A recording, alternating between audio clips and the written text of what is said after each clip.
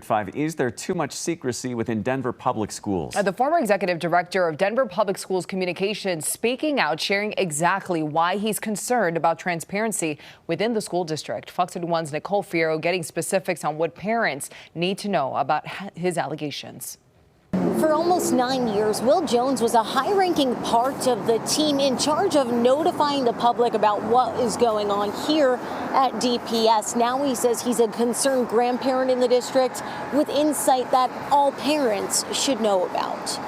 I have a feeling that I'm going to be painted as the disgruntled employee, which I'm not. Will Jones addressing the media after making a bombshell announcement at DPS's public comment session days ago. From what I've observed over the past 3 years, new policies such as executive limitations and confidentiality agreements for employees are not aligned with the values that once guided our work at DPS. After working nearly 9 years in the district under different school board members and superintendents, here's what he sees now. Under the current system, Marrero is the sole employee. Whoever he selects to provides information to the board.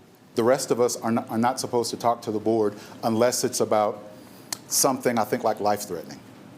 And former board member Anderson is here. He can tell you, he came by my office many times, and I would have to politely explain to him, I can't answer that. You have to ask the superintendent. We asked what information. Well, one of the things that I talked with the board members was about the new security plan.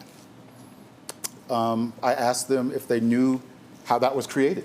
I asked them if they knew how much we were paying. And I'm not saying that all board members didn't know, but the board members I talked to didn't know. Statements making district parents feel the district is on fire.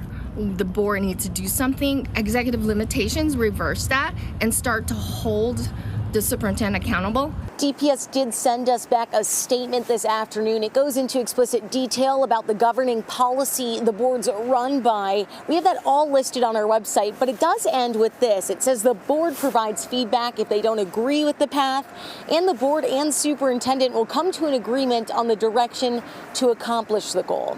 Here in Denver, Nicole Fierro, Fox 31. All right, thanks to Nicole there.